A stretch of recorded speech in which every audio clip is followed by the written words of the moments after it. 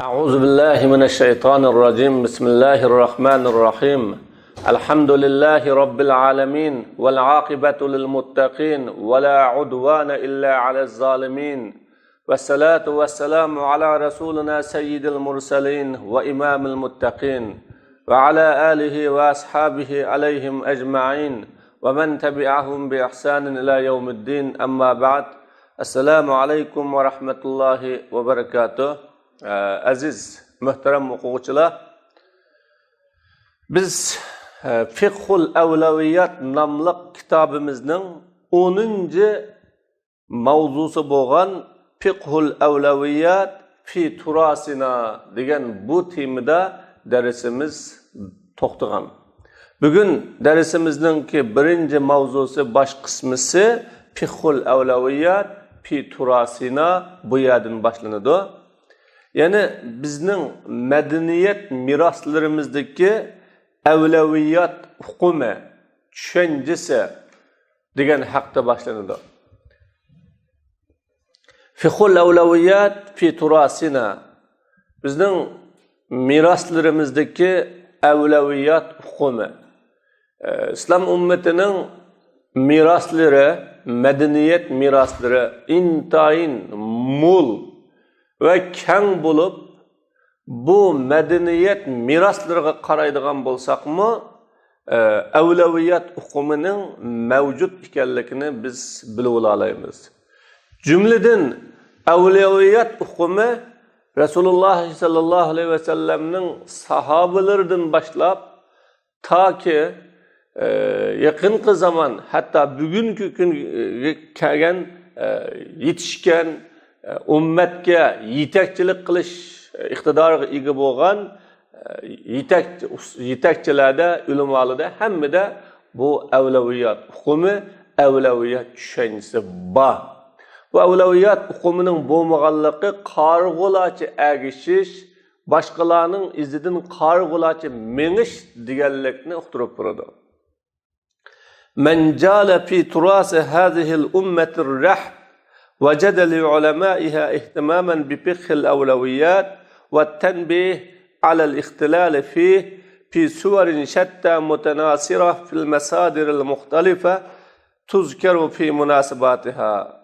Qanday bir kishi bu ummatning keng mirosida, madaniyat mirosida aylansa, jali degan, aylansa, cho'rgilisa, o kishi ummatning ulamolarning avlaviyat hukmiga ahamiyat berganligi va avlaviyat hukmidagi yetersizlikka diqqat qilganligini bayqaydi, buni biladi.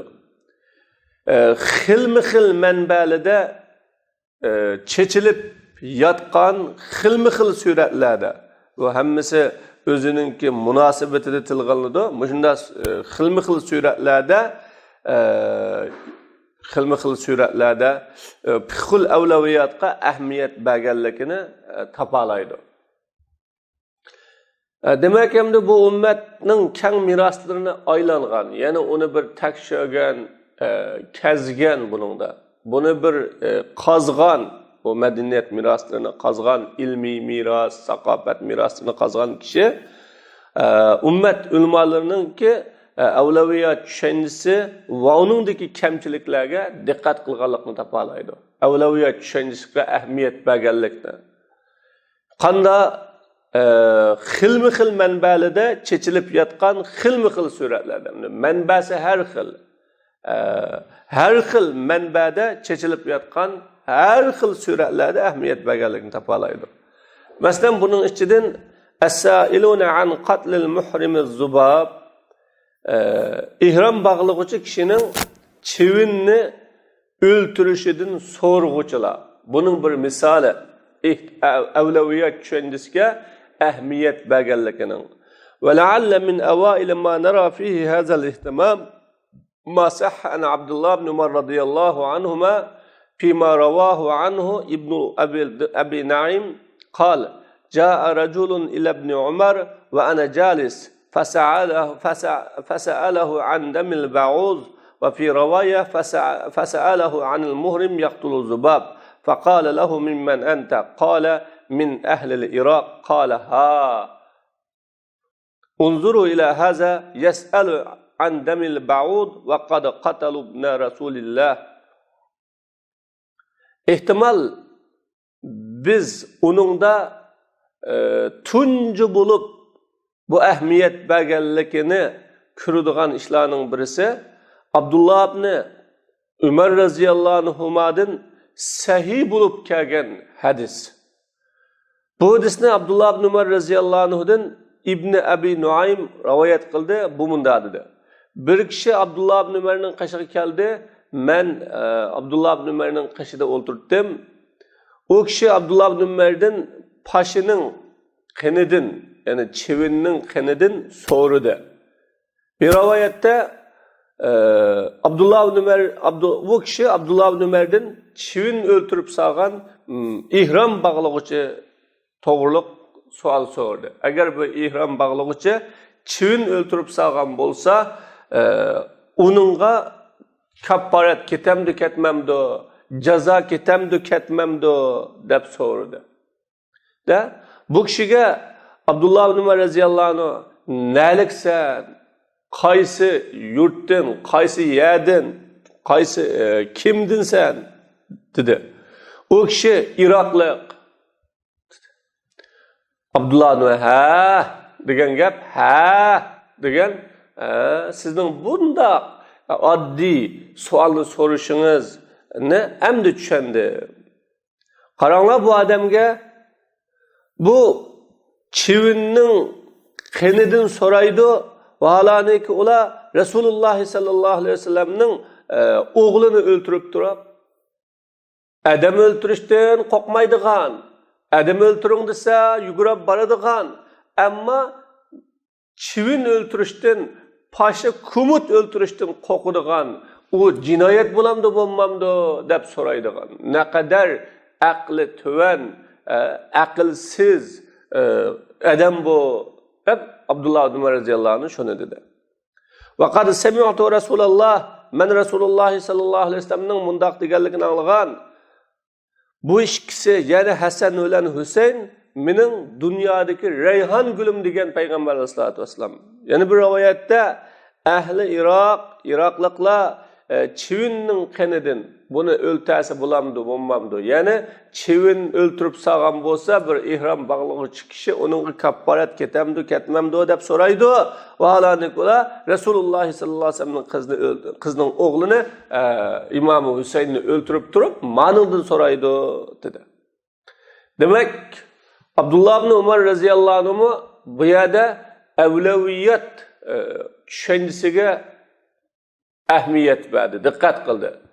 Demek aldı bilen bir insan bilen çivinin oturusundaki farkını ayıranmagan bir insanga nemi dep cevap veremem.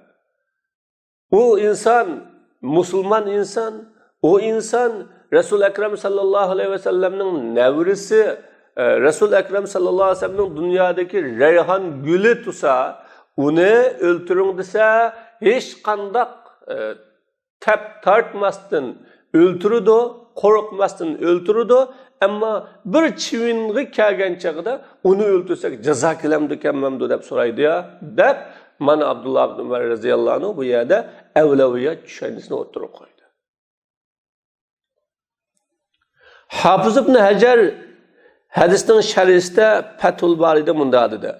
Abdullah ibn Ömer bunu Iraklıklarınki addi bir işqatin so'raydiganlik, so'rashga qiziqqanligidan hayron qilib keltidi va ularning cho'ng ishda sal qaraganligidan hayron qilib keltidi buni. Addi ishni so'rang desa shundoq so'raydi ekan, asaldan qil-xillaydigan, ammo o'papning tukini yungdimay yeydigan bunda bir odamlik ekan demakchi.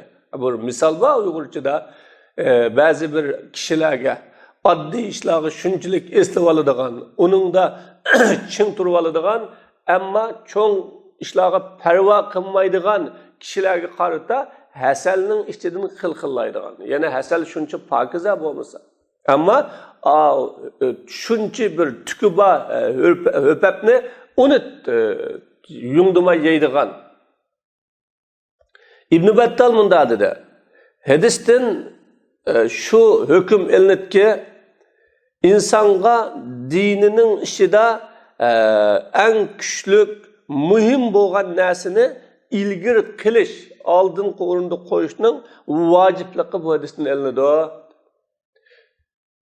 Çünkü Abdullah ibn Ömer radıyallahu anh onundan paşınınki kenidin sorgan kişiye inkar kıldı. O kişinin çoğun günahını yani Hüseyin radıyallahu anh'ını öldürüşke yardımlaşış sebebi bilen kıpsagan çoğun günahın mağfiret talep kılışını koyap. Hüseyin radıyallahu anh'ını öldürün dese onu öldürdü. Ama onun günahından istiğfar etmek de yok. İstiğfar etişka etmaydıgan ama paşının kenedin yani onu öldürüp sasak günah bulamdı bulmamdı, onun cezası kilemdi kemmemdi dep sorganlığa inkar kılganlığı nemin uqturup durdu dese del insan dininin işide mühim afzal ne ilgiri kılışının zürlükünü uqturup durdu. Abdullah ibn Ömer radıyallahu anh bu sorguçunun bu sualga malamet kıldı. Ama Abdullah ibn Ömer radıyallahu anh nemi üçün bir yerde İmam Hüseyin'ni İmam Hasan'ni bir yerde tılgalıdı, tılgılış bilen hasladı. Bunun İmam Hüseyin'nin kadri kımmeti katta ve onun Peygamber aleyhissalatu vesselam'ın aldığı ornu yukarı boğallıktan alaydı bunu tılgagan. Bu mesela işkilesi Resulullah sallallahu aleyhi ve sellem'in aldığı kadri kımmeti yukarı ornu nayet üstündür. Demek bu vakalıktan bu kısmını şunu kırılışımız mümkün ki aynı vakitte sahabalardan başla bu evlaviyat düşündüske işlanın ki küçükleri, çoğunları, işlanın addileri, yuqilleri, işlanın mühimleri ve ehmiyetsizleri de ayrıgan.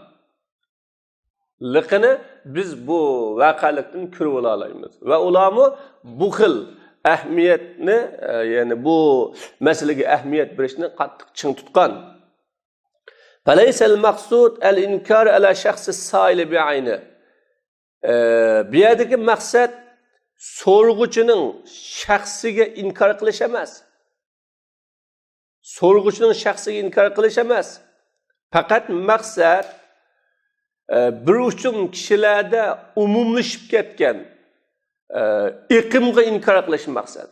Ola kichik işlarni inchkilaydigan özü ve özü bilen bo'lgan insonlar oddiy arzimas ishlar bilan mashg'ul bo'ladigan, lekin cho'ng ishlarni zayo qilib o'tadigan, uningga ahamiyat bermaydigan, mana shundoq bir iqim shakllangan bo'lg'achqa Abdullah ibn Ömer radıyallahu anh muşunun inkar kıldı. O sual sorğanga inkar kılmadı. Ya ki sual sorguçunun özüge inkar kılmadı Abdullah ibn Ömer radıyallahu anh. Fakat şunda bir iqimga inkar kıldı. Tövbe. Şundaq bir addi işler bilen meşgul buladigan, onu o'ylaydigan, ama çoğ işlerini zaya qilib o'tadigan qandaq bu işte. Bazen adamlar mustahab yoki mubah ishlarda shundaq bir ching turadigan, uni taglaydigan, surishti qiladigan, esladigan, ammo farzlini zayo qilib o'tadigan bunda ishlar zamonimizdami ko'p. Va bu iqim shuncha ko'paygan bir iqim. Ve ma hadasa ibn Umar hadasa ibnihi Salim. Abdullah ibn Umar radıyallahu anh üçün yüz bergen bu iş oğlu Salim üçün mü yüz berdi? Şu ehli Iraklık bilen. O okşaş dadisi duç kelgen bir işqa oğlu mu duç geldi şu Iraklıklar bilen. Yani bunundan şu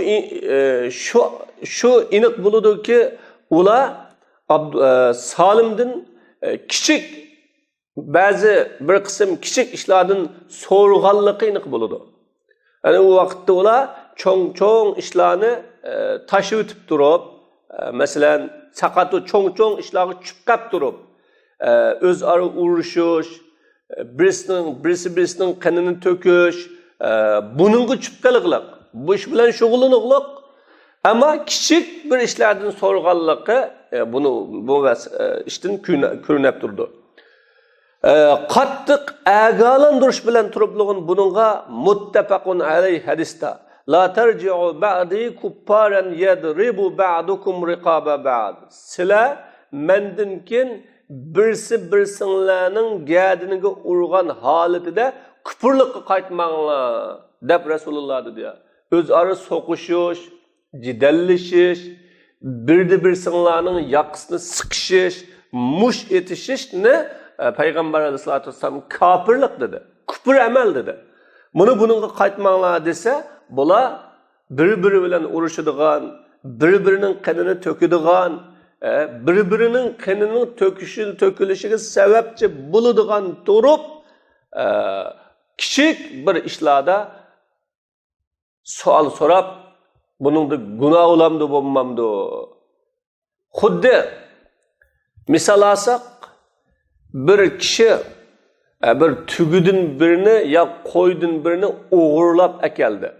O'g'irlab akab bo'lgandan keyin buning o'ltirishda bismillah deb beshini qibla tarafga qilib o'ltiramdik, bo'g'izlamdik yoki qaysi tarafga bo'lsa bo'g'izlasak bo'lamdi deb savol so'raganga o'xshaydi buning ishi. Uni o'g'irlashda so'rimidi, haqning haqqini elib so'rimidi. Ammo uni o'ltirish chog'da, bo'g'izlash chog'da u malni beshini qibla tarafga qilamdik yo qilmamdik deb savol so'raganlik bu naqadar insonning aqlininki tuvalliki, sapasininki oddiylikni uqtirib turadi. Faqat Rawa Muslim fi kitabil fitan an Salim ibn Abdullah annahu qala ya ahla al-Iraq ma as'alakum an as-saghira wa arkabakum lil-kabira. İmam Muslim Kitabul Fitan'da Salim ibn Abdullah radhiyallahu anhu'dan rivayet qilib, Salim ibn Abdullah radhiyallahu anhu'dan rivayet qildi, u munda dedi. Ey Iroqlik, sizlar nimanchavola kichik ishlardan so'raysizlar, cho'ng ishlarni qilaverasizlar. Mabiyada taajjub bilan ma as'alukum degan nima degan to'la savol so'raysizlar sizlar kichik ishlardan. Va qilaverasizlar cho'ng gunohlarni kichik ishlardan so'rab, uning hukmini uqqila, uning hukmini tushungili shuncha tirishsizlar, qiziqsizlar, ammo cho'ng ishlarni tashlab qo'yishsizlar dedi. Men dadam Abdullah ibn Umar radhiyallohu anhuning bunda deganligini anglagan. Men Rasululloh sallallohu alayhi vasallamning bunda deganligini anglagan. Haqiqatan fitna bu tarafdan keladi deb payg'ambarim qo'li bilan mashriq tarafga ishorat qildi. Ya'ni shaytonning ikki mugizi chiqqan tarafga ishorat qildi. Sizlar bir-biringlarning gadiniga urvatsizlar. Faqat Musa alayhisolatu vasallam o'ltirib salgan kishini xato o'ltirib saldi. An Allah subhanahu va taala va qatalta nafsan fanajjaynaka minal ghammi va fatannaka futuna dedi. Sen bir canını o'ltirding, biz seni g'amdan qutqizdik va seni imtihon qildik dedi bu yerda. Demak, bir sahvallik bilan o'ltirib salganni Allah subhanahu va taala fitna dedi bu yerda. İmtihan dedi. Unda bo'lganda o'zaro birda-birsinglarni urib, qirib, birda-birsinglarga dushmanlik qilib turibsizlar-ku, ammo kichik gunohlarni qilishdan so'rashlar bu. Xuddi buning yana bir misolini olib aytsak, bugungi kunimizda musulmonning dushmaniga tutib beradigan, so'lab beradigan yoki musulmonning ahvolini uningga dish orqali musulmonning qonining to'kilishi, iqtisodining talon-taroj qilinishi, uningga eng og'ir ziyon zahmatlarning kelishiga sababchi bo'ladigan turib, ammo u nima deydi desa, biz tapqan pulumuzning zakatini bersak bulamdı bo'lmaydi deydigan. Yine musulmonni tutuş, solaş bilen bir haq olgan başqalardan onu açıqib beraman deb yana mu bir başqa haq olgan onundan. Anından keyin şu iqtisoddan zakat alsam bulamdı bo'lmamdi deb savol so'raganga o'xshaydi bu. Demek bu avlaviyat hukmi bizning salaflarimizdan boshlab shakllangan hukm bu. Din İslamga yetakchilik qiladigan har qanday bir kishida bu hukm bo'lmasa bo'lmaydi. Bu tushuncha uningda yetishmasa bo'lmaydi. Masalalarni cho'qim bu avlaviyat o'lchami asosida bildirmasa bo'lmaydi.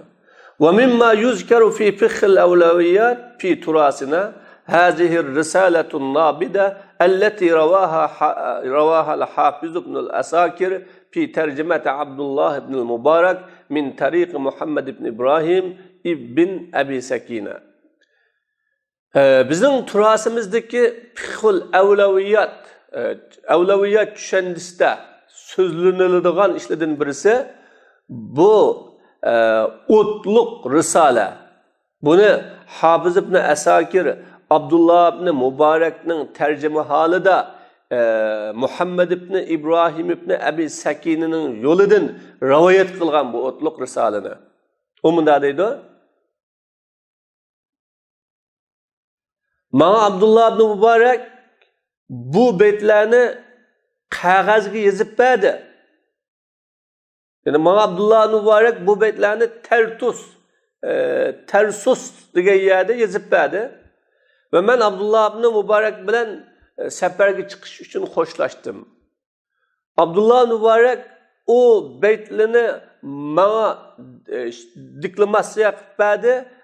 Fuzayl ibn İyazga yani 100 Hicriye 170. yılı bir rivayette 177. yıllara muş aralıklarda Fuzayl ibn İyazga yetküzüş üçün onu bana diklamasiya qilib berdi.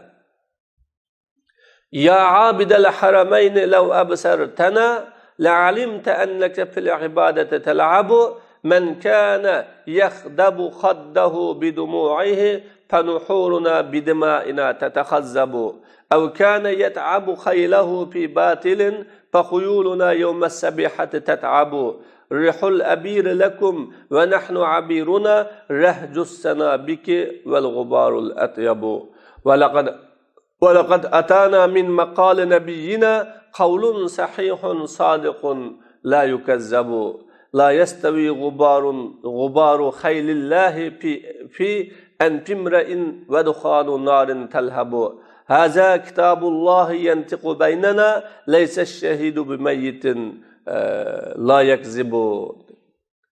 Böyle Abdullah ibn Mubarak Fuzayl ibn Ayazga evetken bu şiirde bunda deydi. Ey işke haremnin abidi, yani işke haremde ibadet kılıdığan abid, eğer sen bizlini kögen bolsan, sen özəngnin ibadet kılımemen dep oyan oynavatqanlıqını biletdi. Bizninki ibadetimizin fazileti, savabının yokurluğu ve kılıvatkan ibadetimizni bilsen, körsen, özəngnin bir ibadet kılımemen dep oyan oynavatqanlıqını biletdi. Men kâne özünün menzini yaşları bilen höl kılgan kişi ya men degan bo'ladi. Ey menzini yaşları bilen höl kılgan kişi bizning maydalarimiz qonlarimiz bilen höl bo'lyapti dedi. Demek haramda dua qilib, yig'lab, Allah'a esilib, yig'lab menzillerini, ineklerini yaş bilen nemdep, höl qilib qilayotgan kishi Allah'dan dua qilib, Allah'a esilib, yig'lab dua qilgan kishi sen ineklerini yaş bilen höl qilgan bolsan, bizning maydalarimiz qon bilan höl bo'lyapti. Qon bilan bo'lyapti. Yoki etini batılda charchatgan kishi bizning otlarimiz ettigenlikte yani hücum kılgan küllükte charchaydı. Xushpuroqning hidi sizlarga bo'lsin, ettir anbardek bu xushpuroqlik narsalarningki hidi sizlarga, bizning xushpuroqlarimiz bo'lsa, otning tuyoqlaridan chiqqan chang tuzang va yaxshi chang tuzanglardir. Sizlar ettir chechib o'zinglarni xushpuroq qilganinglar bilan biz ot chaptirish orqali shu otning tuyoqlaridan chiqqan to'pi changlar bizning xushpuroqimiz. Bizga payg'ambarimizning so'zidan sahih, rostchil, yolg'onga chiqarilmaydigan bir so'z keldi. Nima deb u so'z? La yastavi g'ubaru khaylillah.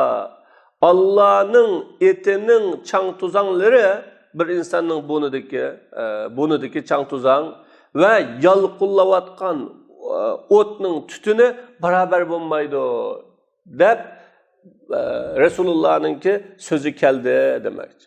Ya'ni Allohning yo'lida chapqan otning chang tuzanglari bir insonning bo'nidagi chang tuzanglari bilan davzaxning yalqullayotgan o'tining tutuni bu barobar emas.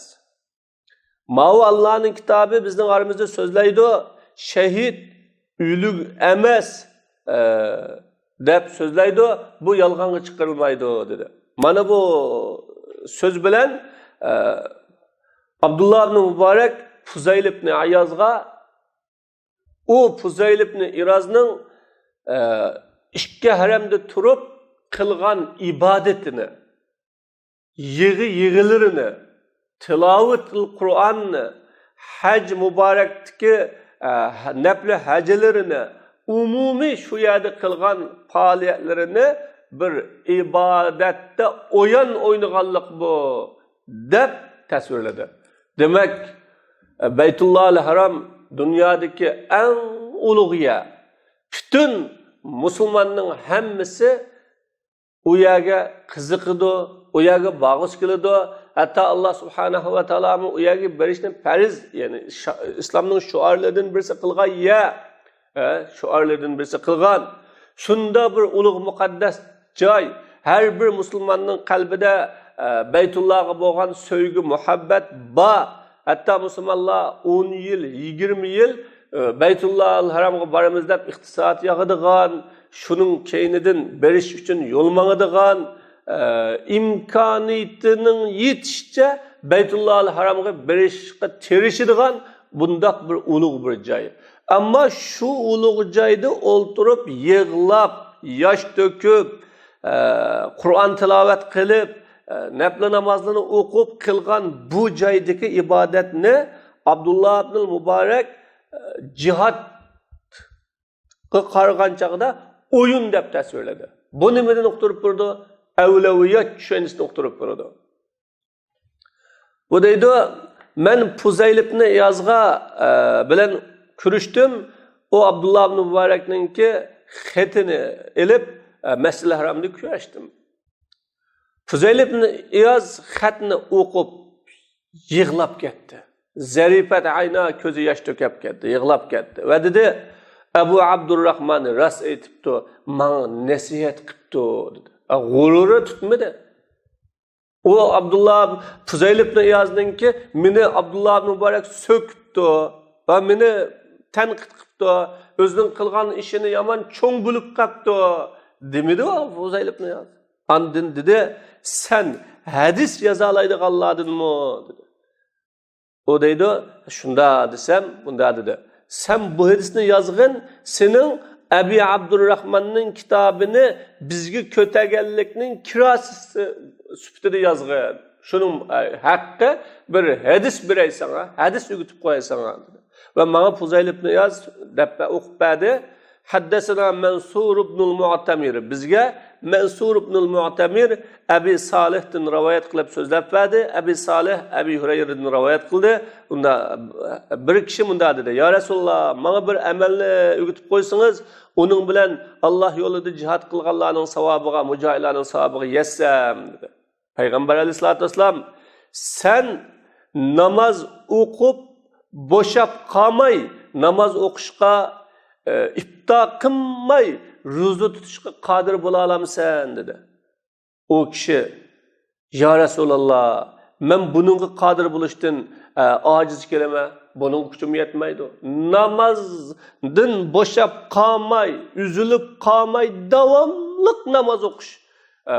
Ro'za tutib ifto qilmay degan, ifto qiladi, ammo bir kunni qo'yib qo'ymay ro'za tutishga qodir bo'la olamsan deganda, men buningga ojiz kelaman dedi. Aningdan keyin payg'ambar sallam bunda dedi. Mening jinim uning qo'lida bo'lgan zot bilan qasam, agar sen shuningga toqat berilsangmi, Allah yo'lida jihad qilganlarning yetenmaysan. Yoki bilmedingmi, mujohidlarning eti og'amchisini saklaydi. Uning uchun shu saklaganligi bilan hasanat yoziladi. Buni bilmedingmi? Bir mujohidning eti og'amchisini saklab naliga borsa, u mayli suv ichsin, mayli yorilsin, mayli mangsin, bütün ishlarida ajri bo'ladiganligini, savob bo'ladiganligini sen bilmedingmi deb Fuzayl ibn Ayazmi Abdullah ibn Mubarakning so'zini tasdiqladi va o so'zini quvvatladi, kuchlantirdi buni. Demak, bu ayni vaqtdagi sahabalarning, tabiinlarning ichidagi fiqhul avlaviyat tushunchasi. Bu turaslarimizdami shunda bor fiqhul avlaviyat tushunchasi. Zukrat hazil qissa, bu qissa Jazoirda, ya'ni Aljeriyada ochilgan islomiy ideya uchrashuvlarining birida so'zlandi. Bu qissaga cho'ng da'vatchilarning biri e'tiroz qildi va bu qissaning aslisi sahih bo'lgan aslisining bo'lishligini inkor qildi. Ya, bunda bir qissa bo'lishi mavjud emas, mumkin emas. Bu to'g'ri qissa emas, uydirilma bu, yasalma dedi. Nima uchun? Chunki İbnül Mubarak haramdagi, ikki haramdagi ibodatni qandoqmi o'yin deb atasin. Oningcha ikki haramda qilgan ibodat qanday o'yin bo'ladi deb buningga e'tiroz qildi. O'zining aqli ko'tarilmaganligini. Haqiqat qissa sahih. Bu qissani İbn Asakir sanadi bilan Abdullah ibn Mubarakning tarjima holida bayon qildi va u qissani Hafiz ibn Kasir o'zining tafsirida Sura Ali Imronning oxirisida shu qissani e'tirof qilib, baliqini tan elib naql qildi. Shuningdek, bu qissani Hafizuz Zahabi İbn Mubarakning tarjima holida o'zining Siyaru A'lamin Nubala nomli cho'ng jildli kitobida so'zladi. Bu qissada islom prinsiplariga yoki islomning tekstlariga xilof keladigan bir narsa yo'q. Balki Ibn Mubarak she'rida kitob, sunnat bilan dalil talab qildi. Xuddi buni Abid, Zohid, Fuzaylmi xatni, ya'ni xatni epkagan kishiga yezib bergan hadisi bilan ta'kidlaganida. Aja'altum siqayatal hajj va imaratal masjidil haram kaman amana billahi val yawmil akhir va jahada fi sabilillahi la yastawuna indalloh deb oyatning o'zida bo'lmasa, bu haj bilan jihadning o'ttirishdagi fazilatninki o'xshamaydiganligi, hargizmi barobar bo'lmaydiganligini oyat degan, yuqoridagi hadismi uni ko'rsatib bergan bo'lsa-mu, bu kishi buni inkor qildi. Bu nimadan darak beradi desa, bu avlaviyat uqumininki bo'lmaganligini ko'rsatib turadi. Bu qissani Shayximiz Bahil Xuvali o'zining ajoyib yaram yaxshi bir kitobi Tazkiratud Duo degan kitobida bayon qildi va uningga mundaq deb izohat berdi.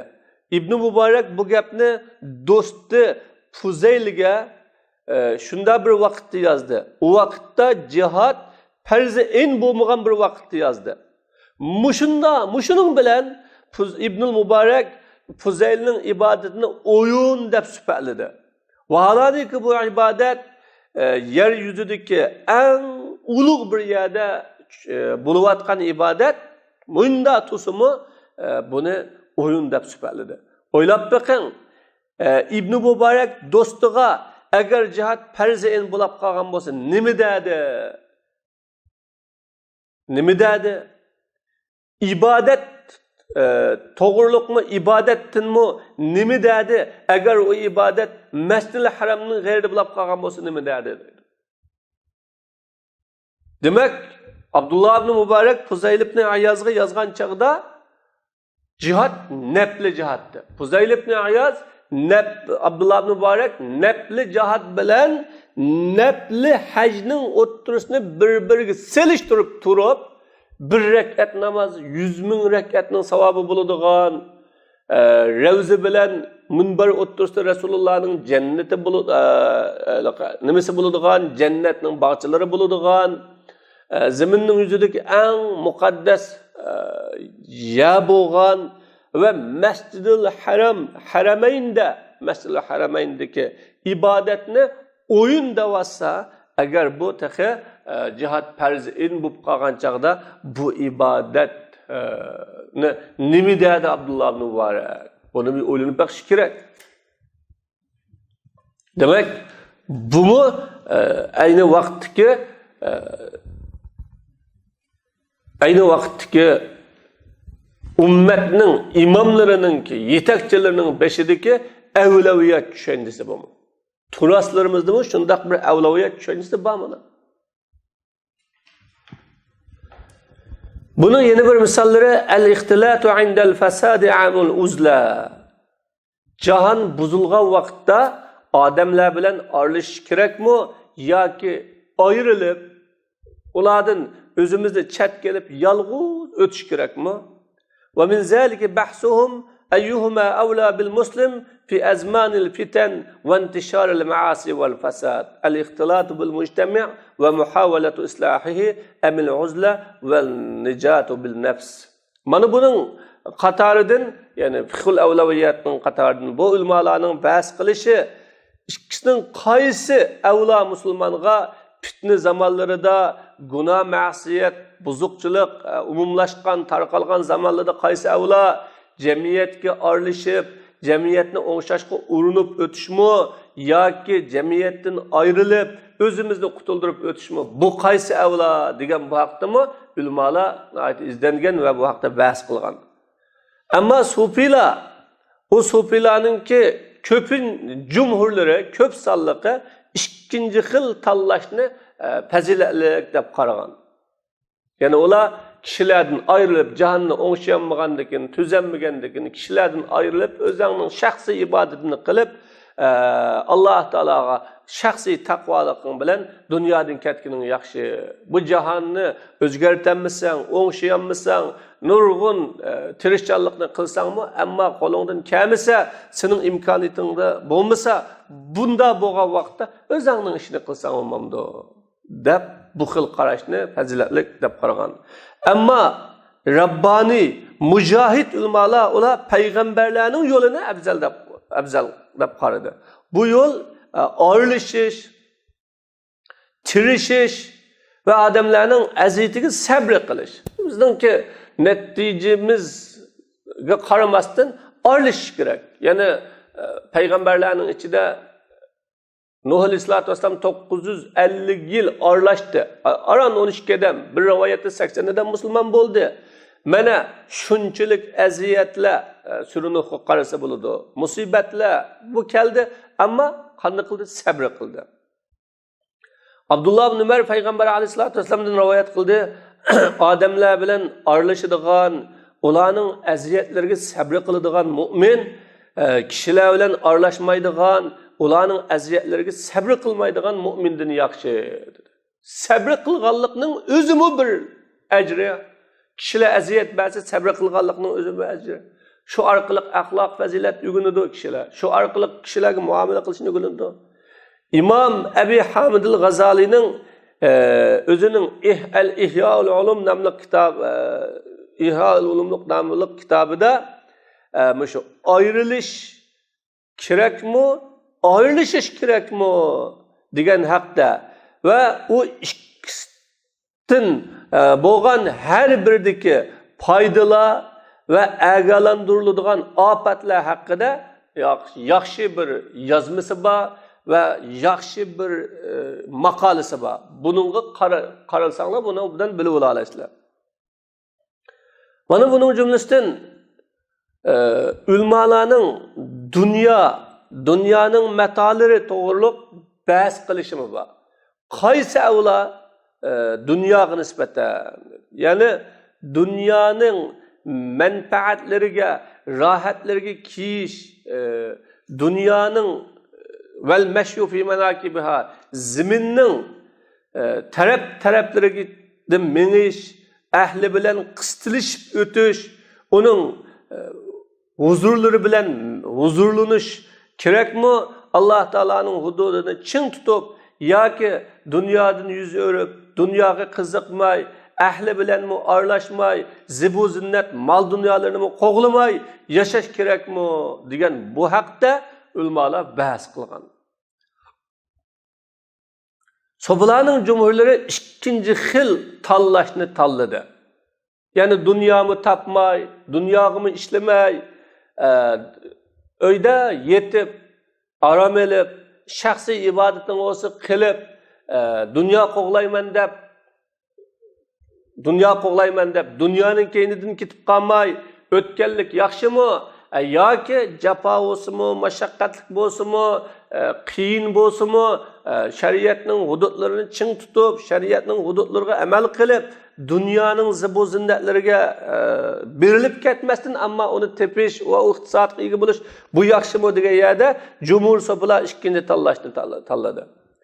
Lekin ummatning ulamolaridan bo'lgan muhaqqiq rabboniy ulamalar avvalgi tanlashni tanladi.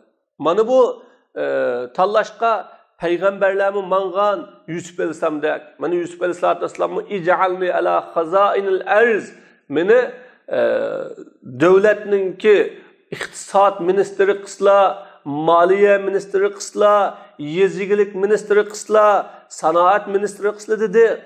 Davud alayhisolatu vassalam, Süleyman aleyhissalatu vesselam dek, Davud aleyhissalamı aynı zamanın padişahı oldu. Süleyman aleyhissalamı sahabalarının çoğunları Osman radıyallahu anh dek, Abdurrahman ibn Avf, Talha, Züber, Sa'd ve oladın başkaları dek çoğun sahabalarımı dünyanı tepiş, dünyaya erişiş ve Allah'ın hududunu çın tutup durup dünyaya erişişin yolunu tanladı.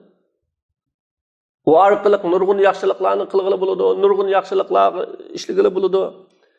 Allame Abul Faraj İbnül Cevzi Hicriye 597 yılı dünyadan ötken bu kişi mal dünyanı mutlak sökken, onu yamanlık ve afet dep hesaplagan, mal dünyaya igi boğan kişilerge ve bayılıkka erişken kişilerge gerçi halaldan bolsumu baylık erişken kişilerge inkar kılgan, eyıpligan sopularını reddeyemedi.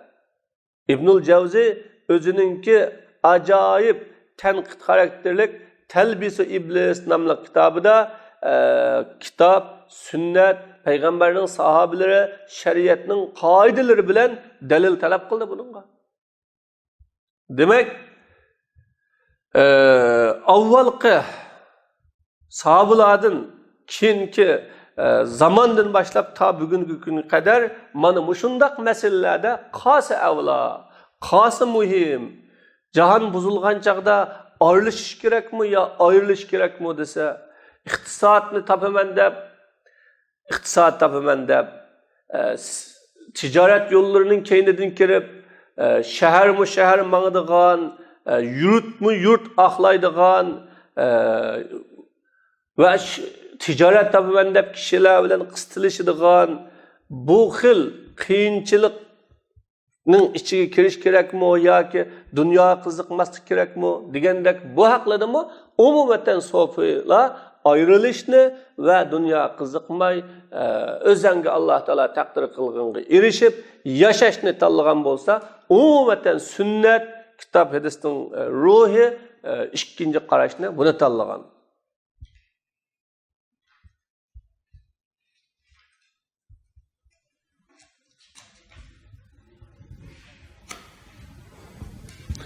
menhiyatni terk etish yoki taat ibodatlarni qilish. Buning bir misali. Mana buning jumlasidandir ulamalarning izdenishi qaysi avla afzal Allohning nazarida. Cheklangan ishlar, harom qilingan ishlarni tashlashmi yoki buyruqlar va ibodatlarni qilishmi dedi. Ba'zilar bunda dedi, cheklangan ishlarni tashlash u muhim ve şereflik yaxshi ishlarni qilganlikdir. Yaxshi ishni qilmasangmi, ammo cheklangan ishni tashlaganliging bak muhim, bak avlodidir. Bular buningga muttafaqun alayhi bo'lgan sahih hadis bilan dalil talab qildi. Bu hadisni Imom an-Navaviy o'zininki Arba'in an-Navaviy degan kitobida so'zlagan. Buni Ibn Rajab o'zining Jami'u Ibn Rajab degan kitobida sharhladi. Bu hadis iza nahaytukum an shay'in. Men sizlarni bir narsani to'ssam, uningdan saqlaninglar. Agar men sizlarni bir ishga buyursam, sizlar u ishdan kuchinglarni yetishib kelinglar dedi. Bular bunda deydi. Mana bu hadisdan nahiyning buyruqdan ching ekanligi ilinadi. Chunki nahiyga kelsak, uningdan bir ishni qilib silishga ruxsat qilinmadi. Buyruq bo'lsa kuchining yetishicha deb qayd qilindi. Anında saqlaninglar dedi. Manada qo'linglarning kelishcha dedi. Unda bo'lgan chaqda bu yerda cheklangan ishni qilib silishning gunohi ig'ir, xatolik qilman Allohning nazarida bu qattiq jinoyat. Shunda bo'lg'achqa manhiyatni tashlash, ma'muratni qilishdan yaxshi degan bu xil qarashga kelgan. Bu Imom Ahmaddan rivoyat qilindi. Buningga ulamalarning ba'zisining so'zimi o'xshaydi. Yaxshi ishlarni yaxshi bilan yomonmi qila oladi, ammo gunoh ma'siyatni faqat siddiqlam tashlaydi degan bu gapmi bu so'zni kuchlantiradi. Abu Hurayra roziyallohu anhudan rivoyat qilindi. Payg'ambar alayhisalom Abu Hurayraga munda dedi, harom qilingan ishlardan saqlan, insonlarning eng ibodat qilganlaridan bo'lsa. Ayşe roziyallohu anha munda dedi, qandoq bir odamni davomliq tirishgan odamning oldiga o'tib ketish xursand qilsa, u gunohdan to'xtasin deb rivoyat qilgan. Ayşe xonimdan marfu tariqasida bu hadis rivoyat qilindi. Imom Hasan munda deydi, ibodat qilguvchilar ularni Alloh subhanahu va taolo to'sqan narsani tashlashdan afzalroq bir narsa bilan ibodat qilmaydi. Eng qilgan yaxshi ibodati to'sqan narsani tashlash dedi. Mana iniqi harom qilingan ishlarni tark etishni afzal qilish, taat ibodatlarni qilishga afzal qilish keldi bu hadisdan iniq ish. Faqat men buning bilan nafli ibodatlarni xohlayman. Agar unda bo'lmasa, vojib amallarning jinsi harom qilingan amallarni tashlashning jinsidan afzaldir. Chunki amallar o'z zotida maqsad. Harom ish qilingan ishlar uni qilmaslik talab qilinadilar. Shuning uchun siz niyatga muhtoj bo'lmaysiz, amallarning xilofi bilan. Bu yerdagi cheklangan ishlarni tashlash, yaxshi ishlarni qilishdan afzal deganlikdan nafli ibodatlar maqsad, nafli amallar maqsad deydi. Agar unda bo'lmay qolsa, o buyurilgan farz vacibotlarning jinsi qanday bo'lib kelsin, muharramatning jinsidan afzal. Chunki amalni o'z zotida maqsad qilinadi. Shuning uchun amallarni tashlaganlikning jinsi ba'zida kufr bo'lib qoladi, tavhidni tark etganga o'xshash. Ba'zi yaxshi ma'murat ishlarni tashlaganligingizning o'zila kufrlik bo'lib qoladi, tavhidni tashlash. İslam'nınki rüknlerini, asası emellerini taşlaş, yağının ba'zini taşlagan o'xshash, yuqorida o'tib ketgan bo'yicha. Ama cheklangan ishlarni qilishning xilofi bilan bu kofir bo'lishni talab qilmaydi buning o'zi. Mana buning Abdullah ibn Umarning so'zi guvohlik beradi. La raddu daniq haram abdalu min mi'ati alif tunfaqu fi sabilillah. Bir tenge haramni qaytirganlik, yani şu bir tengenin altıdan birini deymiz ki, bir dirhemning altıdan birini qaytirganlik Allah yolida xarjlanadigan 100 ming dirhemdan afzal. debba. Yine bazı seleflerden rivayet kılıp bunda dedi, Allah subhanahu ve taala yaman kürüdüğün bir dirhemnin aldıdan birini taşlıganlık bana 500 hecdin yaxşı debmi kelgen. Maymun ibn Mihran bunda deydi, Allah subhanahu ve taala'nı til bilen esleş güzel.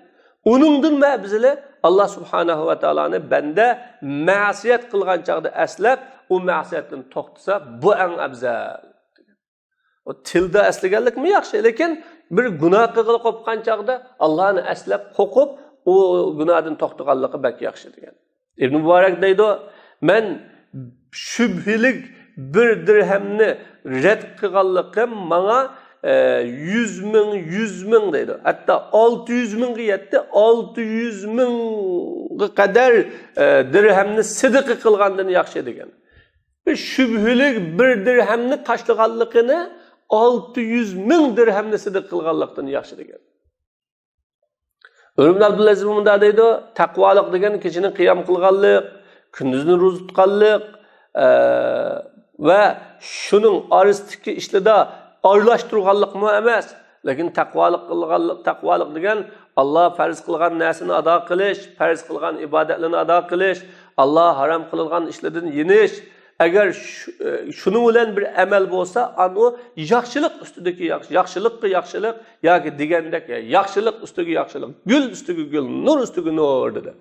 Asli taqvolik shu, farz qilingan ibodatlarni qilish, harom qilingan ishlardan yenish, bu taqvolik. Umar ibn Abdulaziz bunda dedi, men 5 vaqt namozdan bilak namaz o'qimasligimni yaxshi ko'raman, vitrdan bilak. Vitrdan boshqa 5 vaqt namozdan bilak namoz o'qimasligimni yaxshi ko'raman va zakatni ado qilishni yaxshi ko'raman. Uningdan keyin 1 tanga, 1 dirham sidqa qilmasligimni yaxshi ko'raman. Ramazon ro'zasini tutishni, uningdan keyin 1 kun ro'za tutmaslikni yaxshi ko'raman. Islomning haj qilishni, uningdan keyin abad haj qilmaslikni yaxshi ko'raman. Ondan meningki ortiq kuchimga qasd qilma, uni Allah subhanahu va taolo menga harom qilgan Allah taolo menga harom qilgan ishni qilib, uningdan to'xtasam ekan deyman dedi. Shu 5 vaqt namozni qiliblam, 5 vaqt namozni Ramazon ro'zasini tutib, zakatni berib, islomning hajjini qilib, onundan boshqa ish qilmay, ortiq kuchimni o'sha Alloh menga harom qilgan ishlarga sarf etib, shuningdan to'xtasam, Alloh cheklagan ishlardan yansam ekan deyman deb Umar ibn Abdulaziz rahimahulloh bunda degan. Endi bularningki gapining xulosasi harom qilingan ishdan saqlanish, garchi oddiy bo'lsa-mu, nafli ibodatlarni jiq qilganlikdan afzal deganga dalolat qildi. Haqiqatan bu farz, bu nafli. O nafli ibodat degan nafli. Ama cheklangan ishlardan yenish o farz. Bunda bo'lgandan keyin mutlaq cheklangan ishdan yenish bu nafli ibodatlardan afzal. O nafli bu afzal. Bir uchun kishilar kinkilardan bunda dedi. Fakat Peygamber Aleyhisselam "İza nahaytukum an şeyin fectenibuhu ve iza amartukum bi emrin fa'tu minhu mastata'tum" dedi. Eğer men sizlarni bir narsani to'ssam, buningdan saqlaninglar. Eğer sizlarni bir ishni buyursam, buningdan qo'linglarning yetishicha kelinglar. Ya'ni shuni qilinglar dedi. Chunki buyruqqa bo'ysunish faqat amal bilan bo'ladi. Amal uning bo'lishi shart va sababga qarashliq. Ba'ziga o shartlarninki sabablarning ba'ziga qodir bo'lib bo'lmaydi. Shuning uchun Payg'ambar alayhisolatu vasallam bu amalni istitoatga qayd qilib qo'ygan, istitoatga bog'lab qo'ygan. Xuddi Alloh subhanahu va taolo taqvolikqa bo'lgan buyruqni istitoatga qayd qilib qo'yganidek, fattaqulloha mastata'tum, Allohdan taqvolik qilinglar, qo'lingizdan kuchinglarning yetishdi dedi. Va hajdimi Alloh taolo uchun odamlarning ustidan Baytullohni haj qilish bor, uningga berishga qodir bo'lgan kishilarga dedi. Shuning uchun bu yerda taqvolik degan, ya'ni buyruqqa bo'ysunish amal bilan bo'ladi. Amalning bo'lishi shart va sababliga qarashlik bo'lg'achqa, ba'zi sabablar vujudga chiqmagan bo'lganda amallarni qilib bo'lmaydi. Shuning uchun bu yerda chek, ya'ni istitoatni shart qilgan. Unda bo'lganda bu manhiyatni tashlash, ma'muratni qilishdan afzal deganlikni uqtamaydi. Ammo nahi o talab qilinganini uni qilmaslik. Mana bu asli. Maqsad asli qilmaslikni davomlashtirish. Bu mumkin. Buningda qodir bulunmaydigan bir ish yo'q. Mana bu gap ham buningda bir o'ylanish bor. Chunki yomon ishlarni qilishga chaqiradigan sabablarmi ba'zida kuchli bo'ladi. U sabab yuzisidan inson yomon ishni qilishdan to'xtashga sabr qilolmaydi. Uningga qodir bo'lib turib, shu gunoh ma'siyatni qilishga qodir bo'lib turib to'xtayolmaydi banda. Shuning uchun buningdan to'xtashmi u vaqtda qattiq tirishchanlikqa muhtoj bo'ladi. Ba'zida bu ko'ngillarga ig'irroq bo'ladi. Ko'ngilning yaxshi ishni qilishga tirishchanlik qilishidan ig'ir bo'ladi o yomon ishlardan saqlanishga bo'lgan tirishchanlik.